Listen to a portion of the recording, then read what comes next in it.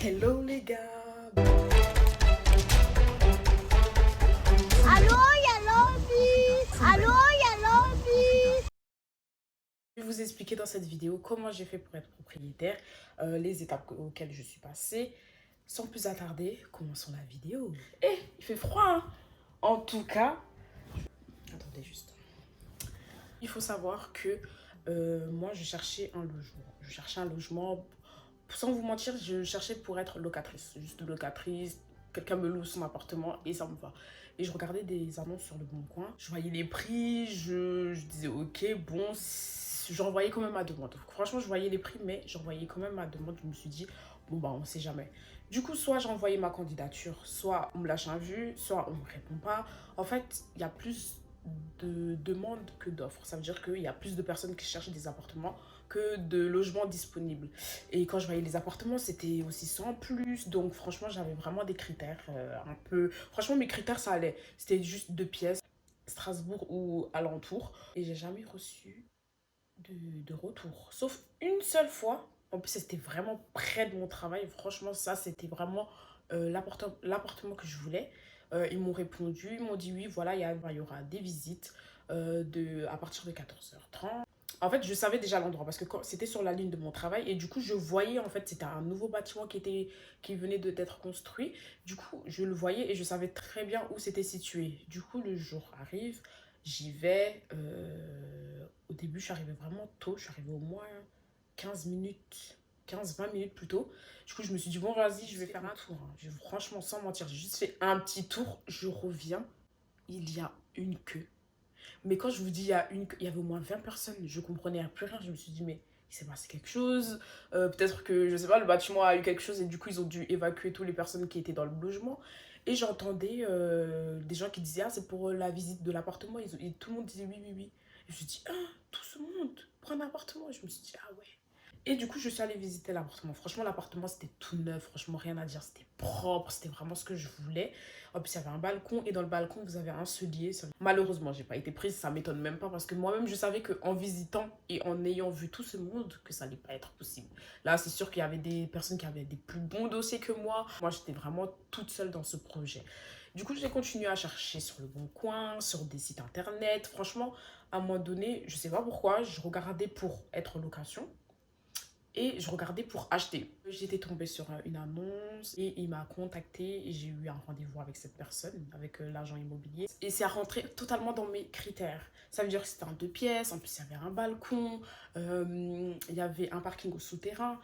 Ça rentrait dans mes critères, un appartement en V. Enfin, ça veut dire que c'est sur plan, ça veut dire que tu ne vois pas un bâtiment physique, c'est en construction. C'est en construction. Et c'était prêt pour 2024. Et il m'a expliqué la procédure. Il m'a expliqué que, voilà, donc si je suis intéressée, il faut que il fige l'annonce pour dire que bon, il y a une personne qui est intéressée, on va lui laisser du temps pour réfléchir et j'ai 8 jours pour réfléchir. Et aussi quand il m'a parlé de l'appartement, il m'a posé plus ou moins des questions pour savoir si c'était mon premier achat, si je voulais y habiter dedans. Du coup, je rentrais dans les critères pour avoir une réduction de TVA de 5,5%.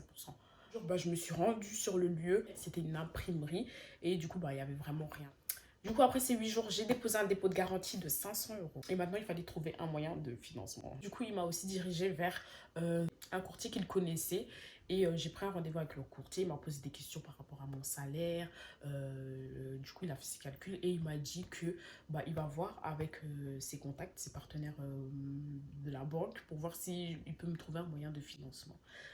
Malheureusement, quelques jours plus tard, il nous a dit clairement que c'était un peu compliqué. Il n'avait pas ma banque. Il m'a demandé où j'étais. Moi, je lui ai dit la banque où j'étais. Et il m'a dit que par contre, il ne travaille pas avec eux. Donc, à moi d'aller voir ma banque ou mon conseiller bancaire pour demander si c'est possible par rapport à ce projet d'achat. J'ai dit, bon, d'accord, si lui là, il n'a pas trouvé avec tous ses partenaires bancaires, moi, petite que je suis, qu'est-ce que je vais aller demander? Je me suis dit, bon, d'accord, je vais quand même demander. J'ai pris rendez-vous avec ma conseillère bancaire et on a fait des calculs. Elle m'a posé plein de questions, elle m'a demandé plein de documents, les avis d'impôts, etc. Ma fiche de paye, mon contrat de travail. J'ai tout envoyé et tout ça, ils le font sur l'ordinateur. Et à la fin, l'ordinateur me dit que mon taux d'endettement est trop élevé. J'avais un taux d'endettement de 38%. Dans les banques, normalement, c'est 34%. 35%. 34-35%. Apparemment, c'est monté à 35%. Et moi, j'étais à 38%. Donc, en fait, quand elle m'a dit ça, je me suis dit, ok, c'est mort. On va pas chercher compliqué. Du coup, ma conseillère bancaire, elle m'a dit, on va essayer de trouver un moyen. Du coup, elle m'a demandé si j'avais la prime d'activité. Je lui ai dit oui. Que je pourrais savoir que fin juin, début juillet. Du coup, elle m'a dit d'attendre. Il faut savoir que on te prête pas 20 euros pour que tu rembourses 20 euros. Non, non, non, il y aura des intérêts. Voilà, il y aura des intérêts. Et parfois, tu vas finalement peut-être rembourser, je sais pas moi, 25 000 euros au lieu de 20 000 euros. En plus de ça, quand tu fais un crédit, il y a des assurances. Pour ça, dès que ils m'ont dit que c'était un peu compliqué, le prêt que je voulais faire, enfin la somme que je voulais emprunter, c'était un peu compliqué. Mon taux d'endettement était trop élevé. C'est pas grave, je continue à chercher. Je me suis dit, pourquoi pas chercher dans l'ancien. L'ancien, ça veut dire que c'est des bâtiments déjà construits. En tout cas, moi, ce que je trouvais, c'était déjà de l'extérieur. Quand je vois de l'extérieur, c'est ancien. Ensuite, maintenant, l'intérieur, il y a trop de travaux à refaire. En général, il y a plein de travaux à refaire. Déjà, le sol, c'est en bois. Ça veut dire que, vous savez, les bois, là, quand tu marches, ça grince. Moi, je voyais ça comme ça. Maintenant, il faut refaire la cuisine. Parfois, le mur, c'est pas blanc comme ça. Parfois, le mur, c'est... vous savez, c'est le papier peint qu'il faut déchirer. Et moi, je me suis dit, non, en plus de ça, acheter l'appartement, le prix de l'appartement, et en plus rajouter une somme d'argent pour les travaux, je me suis dit, non, franchement. Bon, est-ce que tout ça ne revient pas pareil que acheter dans du neuf où tu te retrouves avec des murs blancs? Et je me suis dit, non, je vais rester sur du neuf, c'est pas grave, même si là, pour l'instant, je trouve pas, j'attends. Et un jour, je suis tombée sur une annonce. Et je lui ai demandé un rendez-vous et il s'avère que c'était directement le promoteur. Du coup, l'entreprise qui vendait ces immeubles. Du coup, j'ai pris un rendez-vous. Une commerciale m'a reçue et elle m'a présenté plusieurs plusieurs appartements qui étaient disponibles. Et moi, déjà dans l'annonce, j'avais vu l'appartement que je voulais et il était encore disponible, donc très bien. Au deuxième étage sur 5. Il y avait un parking au sous-sol, il y avait un grand balcon. Par contre, là, ce balcon était vraiment grand. Là, le balcon est de 11 mètres carrés. Alors, le balcon, il y avait aussi un cellier. Elle m'a dit, si je veux réserver, c'est 1500 euros. Voilà, elle m'a directement dit comme ça. Je suis pas surprise ou si jamais je dois aussi chercher l'argent, je pense que je vais vite les trouver ces 1500 euros. Et je dis, ok, il n'y a pas de souci, il n'y a pas de problème. N'oubliez pas, rappelez-vous que j'avais déjà 500 euros de côté pour le premier appartement. J'ai fini le rendez-vous avec elle, j'ai repris rendez-vous avec ma conseillère bancaire.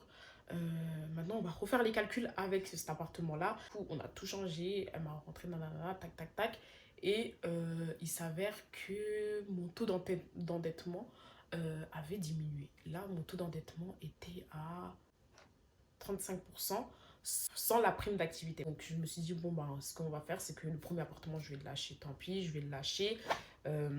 Et du coup, ce que j'ai fait, c'est que j'ai appelé l'agent immobilier. Là, j'ai trouvé un deuxième appartement qui pourrait rentrer dans mes critères et que je pense que c'est plus faisable.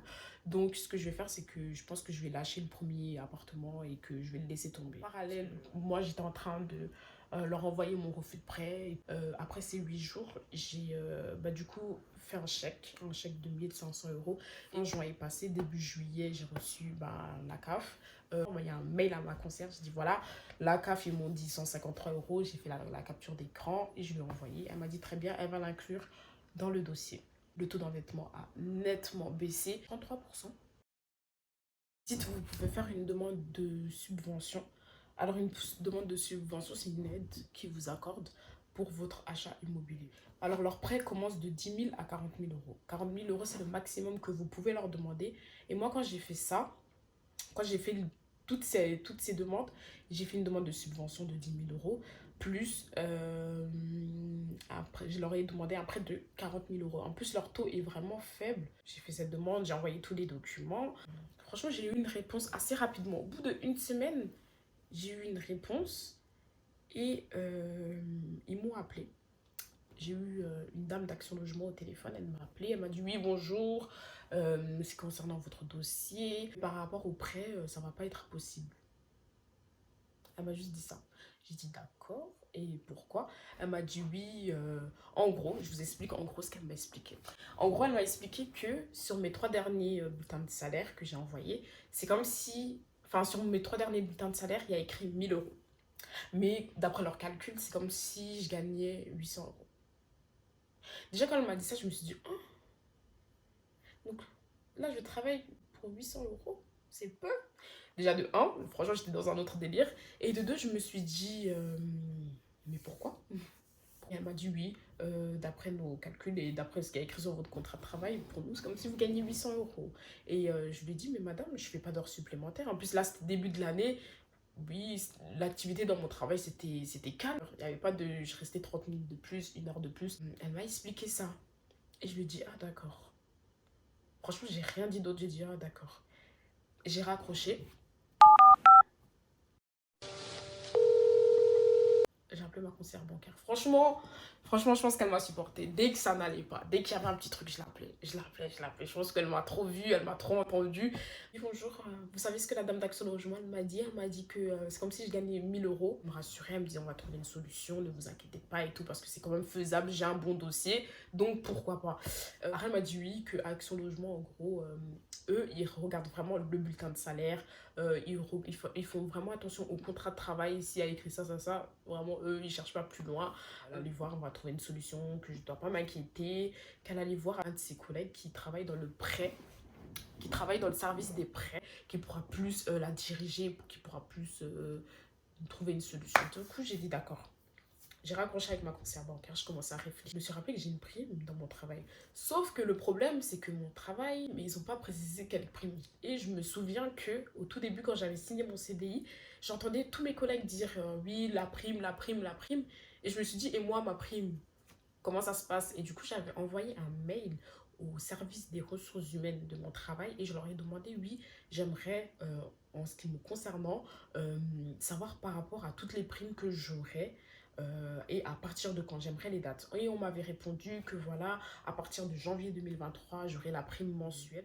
Je sais plus le nom, mais en gros, c'est quand l'entreprise, par rapport à l'activité de l'entreprise, si l'entreprise a fait un bon chiffre d'affaires, voilà, ce qu'ils ont gagné, ils vont distribuer ça à chaque employé en mai aussi 2023. Du coup, ça, je savais que j'avais le droit à cette prime-là, une prime, mais que c'est en gros le chef d'établissement qui décide. S'il veut nous verser la prime, il nous verse, s'il veut pas, il nous verse pas. J'ai rappelé la dame, j'ai dit oui, bonjour, c'est moi, tout à l'heure vous m'avez appelé concernant mon dossier et tout. Oui, oui, je me rappelle très bien de vous. Au travail, j'ai une prime. Elle m'a dit, ben, sur votre contrat de travail, votre prime. En plus, la manière dont elle me répondait, je me suis dit, madame, pourquoi vous m'agressez? Moi, j'ai rien demandé, je suis gentille. Et en fait, c'est la manière dont elle répondait. Oui, bonjour, oui, ben, sur votre contrat de travail, il n'est pas expliqué exactement que vous avez la prime, en gros. Prouvez-le-moi. J'ai dit, ok. Prouvez-le-moi que vous avez cette prime. J'ai dit, ok. Du coup, j'ai rapproché. Dès que je me suis dit, toi là, toi, tu me connais trop mal. Toi, tu me connais trop mal et je vais me la faire, celle-là. À mon entreprise, au service des ressources humaines, une deuxième fois. Et je leur ai dit, bonjour, pouvez-vous me faire une attestation qui prouve, enfin, qui atteste les dates auxquelles, enfin, à partir de quand je peux avoir mes primes, toutes les primes que j'aurai. J'ai envoyé ce mail. C'était un jeudi, je me rappelle très bien, c'était un jeudi. J'ai envoyé ce mail. Le vendredi, fin d'après-midi, était, je pense, vers 16 h, comme ça. Ma conseillère bancaire m'appelle. Elle m'appelle et elle me dit oui, bonjour, j'espère que vous allez bien. J'en ai parlé à mon collègue qui travaille au service des prêts. On a regardé votre dossier ensemble et écoutez bien, il faudrait juste, votre dossier est très bien, il faudrait juste que vous ayez la subvention des 10 000 euros. La subvention des 10 000 euros, comme ça va vous servir d'apport personnel et le reste, la banque s'en occupe. La banque s'en occupe. Et un jour, c'était un week-end, c'était le samedi 30 juillet. Je me rappelle très bien encore de cette date parce que je suis allée sur mon compte bancaire pour voir si mes comptes allaient bien. Rubrique où ils avaient écrit projet IMO. Et en fait, ça, à chaque fois que j'allais sur mon compte bancaire, je le voyais ça. Mais à chaque fois, c'était en études et en études et en études. Je vais sur mon compte et je vois votre projet IMO a été accepté sous condition. Je clique dessus Et la phrase qu'ils m'ont mis, j'ai fait un copier-coller, je suis allée directement sur Internet. Je suis allée directement sur Internet, sur les forums pour voir les gens qui sont passés par là et tout. Et comme on a dit, et j'ai trouvé une personne qui disait oui, en gros ça a été accepté par le directeur ou le service des prêts. Et que maintenant, ils vont juste regarder tout ce qui est les documents pour voir si tout est bon. Et si tout est bon, là, c'est que voilà, c'est définitivement accepté. Et là, j'étais vraiment contente. J'ai commencé à danser, chanter les louanges, les adorations. Franchement, j'étais contente. Et à partir de ce jour-là, tous les jours, j'étais devant la boîte aux lettres. Le lundi, le mardi, le mercredi, devant la boîte aux lettres. Il n'y avait rien. Il n'y avait rien. Fin juillet passe, il n'y avait rien. 5 août, il n'y a rien. Et là, le 10 août, j'ouvre la boîte aux lettres, je vois une grosse enveloppe. Mon offre de prêt. Quand on reçoit l'offre de prêt, on a 10 jours de réflexion. 10 jours de réflexion, c'est voilà, avant de signer, est-ce qu'on est vraiment sûr qu'on veut signer? On veut toujours, notre projet tient toujours en route. Est-ce qu'on a changé d'avis entre temps? Il faut attendre, on ne peut pas renvoyer l'offre de prêt.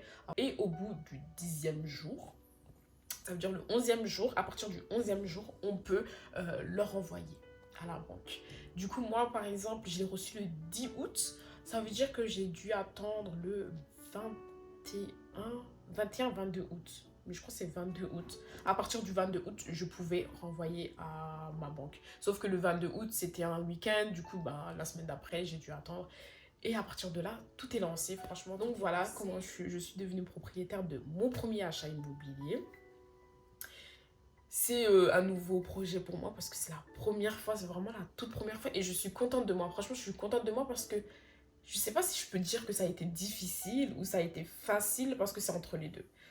Au tout début, c'était un peu difficile. Je comprenais que, ah ouais, c'est pas facile. Mais plus ou moins, en fait, après, je pense qu'il faut être réaliste. Il faut être réaliste. Si vous savez votre taux d'endettement, votre capacité d'emprunt, vous savez que vous êtes toute seule à faire ce projet comme moi. J'allais pas demander un logement à 300 000 euros, 200 000 euros, 300 000 euros ou 400 000 euros. J'allais pas demander un F4 ou un F3 ou une maison et tout. Il faut être réaliste. Je suis toute seule dans le projet. C'est déjà compliqué de faire un projet quand on est toute seule parce que ils vont se dire, vous êtes toute seule. En plus de ça, j'ai que mon salaire qui rentre en jeu. Alors que quand vous êtes à deux, il y a plus de poids, il y a plus de matière. Donc vraiment, s'il y a des personnes qui veulent faire ça toutes seules et tout, faites-le. Plein d'aides, il y a des aides qui sont là, mais on ne sait pas. Soit il faut se renseigner, soit on lit mal les choses. Moi, au début, je pensais que même les 10 000 euros, c'était aussi à rembourser. Et au final, j'ai compris c'était quoi une subvention. Après, si vous avez aussi de l'entourage qui ont déjà acheté, vous pouvez demander des conseils. J'espère que ça va aider beaucoup de personnes qui se posaient des questions sur comment...